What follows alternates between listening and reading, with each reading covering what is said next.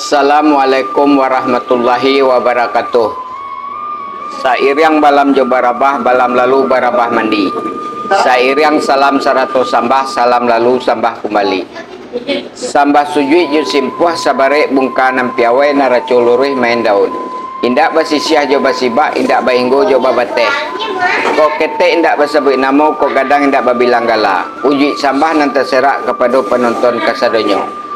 Ambil rambutan pakai galah, rambutan masuk ke goni. Ambo unjukkan salam juk sambah, salam taunjuk ke orang rami.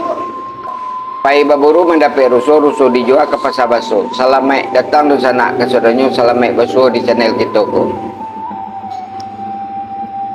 Puji syukur kehadirat Allah Subhanahu wa taala dengan mengucapkan alhamdulillahirabbil alamin. Salawat 100 salam kepada junjungan Nabi Muhammad sallallahu alaihi wasallam. Allahumma shalli ala Muhammad wa ala ali Muhammad. Di penghujung tahun 2022 dan masuk ke tahun 2023 Masehi, marilah kita bermuhasabah diri.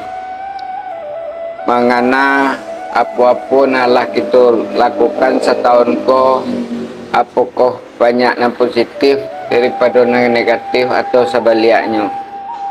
Semoga kita senantiasa dalam lindungan Allah Subhanahu wa taala. Amin ya rabbal alamin. Dalam video kali ini kita akan mengenang sosok ulama gadang, yakni Inyak Canduang. Inyak Canduang merupakan nama yang dikenal karena berasal dari daerah Canduang Agam atau Bukit Tinggi gitu orang.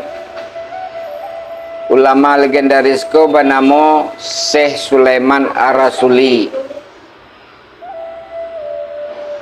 yang lahir di Canduang di tahun 1871. Beliau merupakan ulama nan hidup sejaman dengan ulama-ulama kenamaan lainnya seperti Haji Abdul Latif Sakur, Syekh Muhammad Jamil Jambe, Haji Abdul Latif Pahambatan, Syekh Abbas Abdullah, Syekh Ibrahim Musa. Dalam konteks nan lebih gadang ulama ko seangkatan dengan Kiai Haji Hasyim Asy'ari yang merupakan pendiri Nahdlatul Ulama, yang mana beliau bersobok di Makkah semasa menuntut ilmu.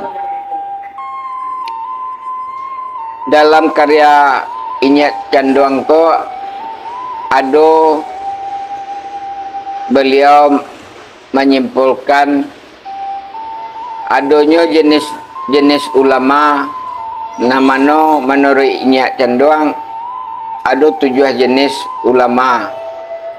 Yang pertama ulama matahari, yang kedua ulama sumbu lampu, yang ketiga ulama pemecah, yang keempat ulama lancah, yang kelima ulama kancah, yang keenam ruh sabun, yang ketujuh ulama penggawe. Ulama matahari tarang baguno tempat mengadu, tempat bertanya, pasti ndak talawan karena ilmunya nantarang mendidik, mencerdaskan dan mencerahkan. Ulama sumbu lampu banyak berfatwa tapi ndak diamalkan. Fatwa hanya untuk orang lain, bukan untuk diri sendiri. Orang dapat mapai ini ndak. Itulah disebut ulama sumbu lampu.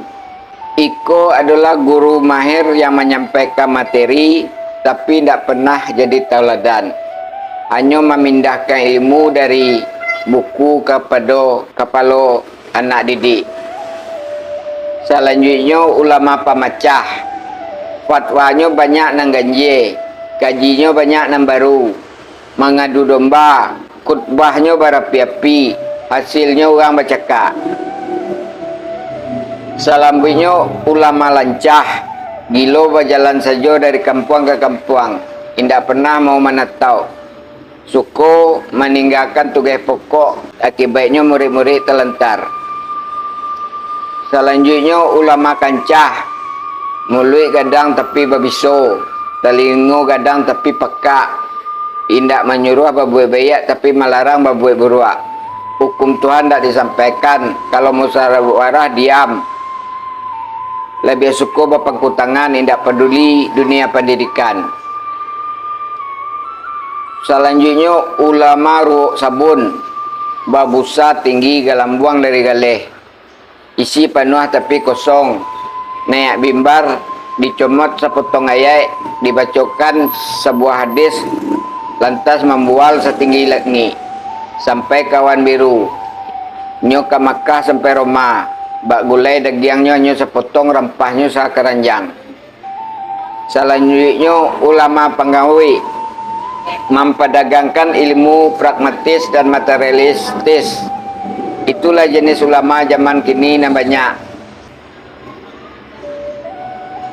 Untuk itu mari kita berhati-hati dalam hal ko, karena Allah lamo inyak cenderung Allah menyimpulkan ada 7 jenis ulama ternyata.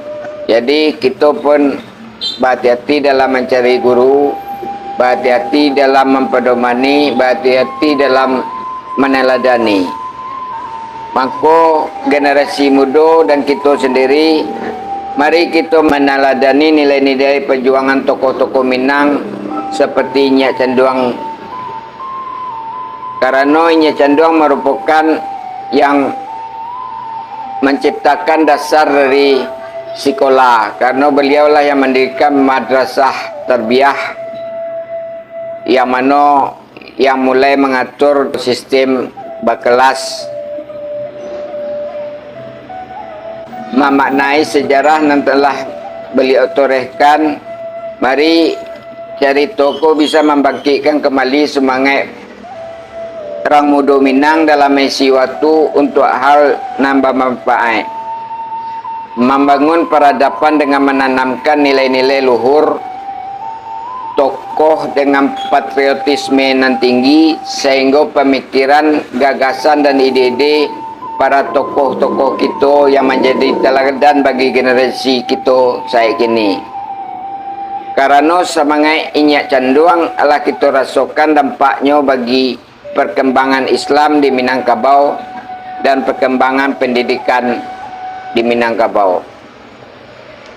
Nyak Canduang berpesan, ingat bayak-bayak, Nyak indak rela ilmu nan didapat diajarkan dengan cara yang indak benar, kata Nyak. Pesan tu selalu disampaikan Nyak Canduang kepada setiap muridnya yang akan lulus dan akan meninggalkan sekolah. Marilah kita jadikan cari toko untuk muhasabah diri kita, untuk kembali kita ke kaji, kembali kita ke ilmu-ilmu nalah ditinggalkan pendahulu kita. Salah satunya yaitu Nyak Canduang. Mari kita doakan semoga Nyak Canduang dilapangkan kubunya dan ditampilkan di sisi Allah Subhanahu wa taala. Demikian untuk kali ko video nan singkat ko, semoga bermanfaat. Semoga kita selalu mengingat jasa-jasa dari tokoh-tokoh Minang dahulunya, ulama-ulama Minang dahulunya yang banyak, sehingga kita orang Minang nan adek bahasa di sarak-sarak bahasa di kitabullah, batul-batul memacik taguah, indak lapih dari pegangan hidup, baik dalam kondisi apapun. Terima kasih atas segala atensinya, mohon maaf atas segala kekurangannya.